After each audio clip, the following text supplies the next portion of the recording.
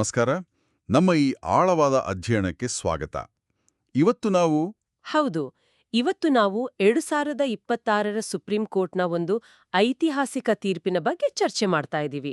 ಖಂಡಿತ ಸವೋಕು ಶಂಕರ್ ವಿರುದ್ಧ ರಾಜ್ಯ ಸರ್ಕಾರ ಪ್ರಕರಣ.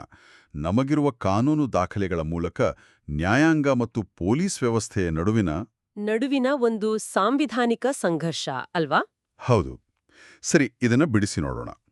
ಈಗ ಒಬ್ಬ ವ್ಯಕ್ತಿ ತನಗೆ ಪೊಲೀಸರಿಂದ ಕಿರುಕುಳ ಆಗ್ತಾ ಇದೆ ಅಂತ ರಕ್ಷಣೆ ಕೇಳಿ ಹೈಕೋರ್ಟ್ ಮೆಟ್ಟಿಲೇರುತ್ತಾನೆ ಅಂತ ಕಲ್ಪಿಸ್ಕೊಳ್ಳಿ. ಪಾಪ ನ್ಯಾಯ ಸಿಗತ್ತೆ ಅನ್ನೋ ಭರವಸೆಯಿಂದ. ಅದೇ ಅಲ್ವಾ? ಆದರೆ ಅಲ್ಲಾಗಿದ್ದೇ ಬೇರೆ. ಆತನಿಗೆ ರಕ್ಷಣೆ ಕೊಡುವ ಬದಲು ಆತನ ಮೇಲಿರುವ 13 ಪ್ರಕರಣಗಳಲ್ಲಿ ಕೇವಲ 4 ತಿಂಗಳಲ್ಲಿ ಚಾರ್ಜ್ ಶೀಟ್ ಅಂದ್ರೆ ದೋಷಾರೋಪಣಾ ಪಟ್ಟಿ ಸಲ್ಲಿಸುವಂತೆ ಕೋರ್ಟ್ ಕಟ್ಟುನಿಟ್ಟಿನ ಆದೇಶ ಕೊಡುತ್ತೆ. ಇಲ್ಲಿರುವ ಅತ್ಯಂತ ಕುತೂಹಲಕಾರಿ ವಿಷಯವೇನೆಂದರೆ ಕಾನೂನಿನಲ್ಲಿ ಇದನ್ನೇ ರಕ್ಷಕನೇ ಶಿಕ್ಷಕನಾದಂಥ ಪರಿಸ್ಥಿತಿ ಅಂತೀರಾ? ಖಂಡಿತ. ಇದನ್ನೇ ಕಾನೂನಿನಲ್ಲಿ ಸ್ಥಿತಿ ಹದಗೆಡುವ ಸಿದ್ಧಾಂತ ಅಥವಾ ವರ್ಸಫ್ ಡಾಕ್ಟ್ರಿನ್ ಅಂತ ಕರೆಯೋದು.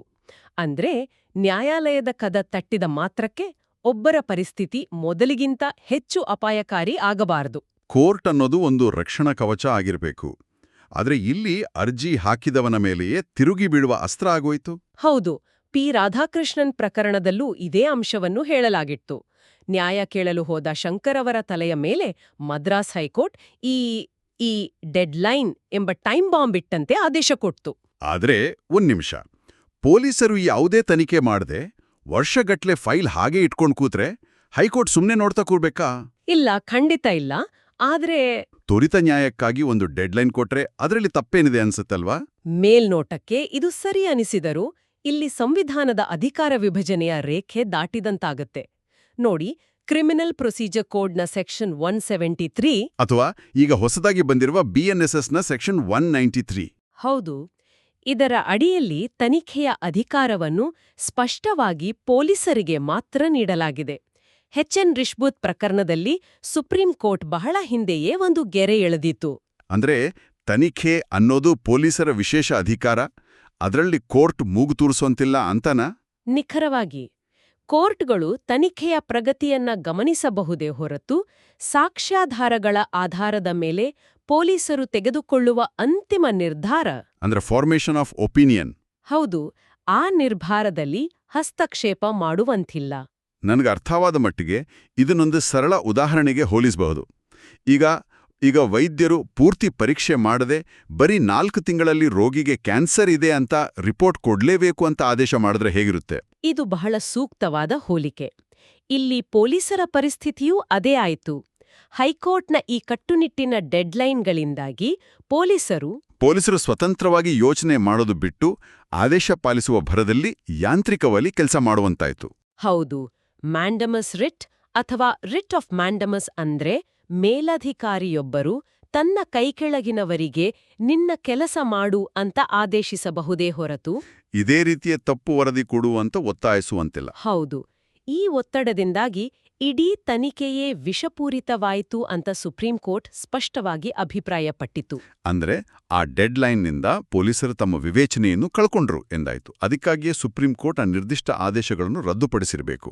ಮದ್ರಾಸ್ ಹೈಕೋರ್ಟ್ನ ಆ ಆದೇಶಗಳನ್ನು ರದ್ದುಪಡಿಸಿದ ಸುಪ್ರೀಂ ಕೋರ್ಟ್ ಆ ಒತ್ತಡದಿಂದಾಗಿ ಆಲ್ರೆಡಿ ಸಲ್ಲಿಕೆಯಾಗಿದ್ದ 2 ಚಾರ್ಜ್ ಶೀಟ್ಗಳನ್ನೂ ಸಹ ರದ್ದುಗೊಳಿಸಿತು. ಮತ್ತು ಯಾವುದೇ ಬಾಹ್ಯ ಒತ್ತಡವಿಲ್ಲದೆ ಹೊಸದಾಗಿ ಸ್ವತಂತ್ರವಾಗಿ ತನಿಖೆ ನಡೆಸಲು ಪೊಲೀಸರಿಗೆ ಸ್ಪಷ್ಟ ಸೂಚನೆ ಕೊಡ್ತು ಅಲ್ವಾ? ಹೌದು. ಹಾಗಾದ್ರೆ ಈ ಸಂಪೂರ್ಣ ಪ್ರಕರಣದಿಂದ ಕಲಿಬೇಕಾದ ಪ್ರಮುಖ ಪಾಠಗಳೇನು?